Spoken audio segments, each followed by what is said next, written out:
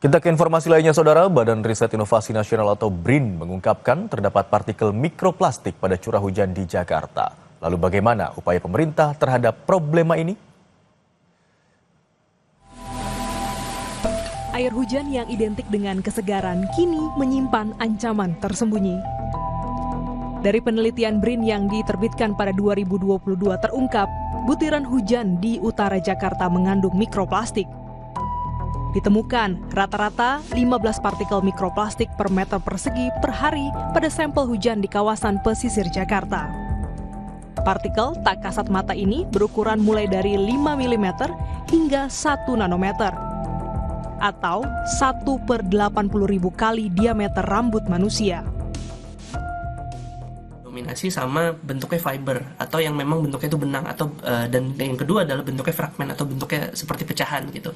Nah, berkaitan dengan hal tersebut karena kami memantau selama per bulan dalam waktu 12 bulan, memang musim hujan itu cenderung mikroplastiknya lebih tinggi daripada musim kemarau. Karena apa? Karena musim hujan itu kan hujan itu kan berfungsi untuk salah satunya membersihkan yang ada di udara ya.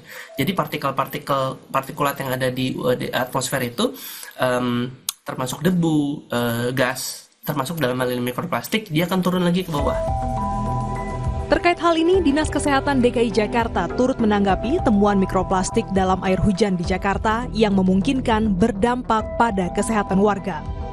Mikroplastik ini mungkin secara umum pada saat masuk ke dalam tubuh manusia tentu akan menimbulkan atau dibaca sebagai sebuah radikal bebas ya, yang kemudian bisa memicu secara jangka panjang, kumulatif, dan kemudian kalau dibarengi juga dengan faktor lain, misalnya aktivitas seseorang yang tidak pro terhadap kesehatan gitu ya, karena perilakunya, maka tentu adanya mikroplastik yang masuk ke dalam tubuh ini bisa meningkatkan risiko penyakit tidak menular, misalnya termasuk keganasan atau kanker ya, itu yang kemudian juga perlu diantisipasi. Menurut Yuyun Ismawati, Senior Advisor Nexus 3 Foundation, organisasi nirlaba yang berfokus pada lingkungan dan kesehatan, temuan mikroplastik di atmosfer menjadi magnet bagi polutan PM2,5 dan PM10. Sifat mikroplastik yang sulit terurai dan tak kasat mata membuatnya mudah terbawa udara, air, hingga aktivitas manusia. Koktail efek dari polusi ini yang susah diformulasikan atau dipantau juga gitu ya, karena baku mutu atau environmental standards yang kita pantau biasanya hanya melihat 1-2 jenis chemical tertentu gitu ya, parameter indikatornya. Tetapi kalau sudah tercampur baur seperti ini, disebutnya koktail efek, susah mencari baku mutunya. Koktail efek merupakan interaksi toksik dari berbagai bahan kimia dalam satu campuran yang bisa lebih berbahaya daripada efek setiap bahan secara individu.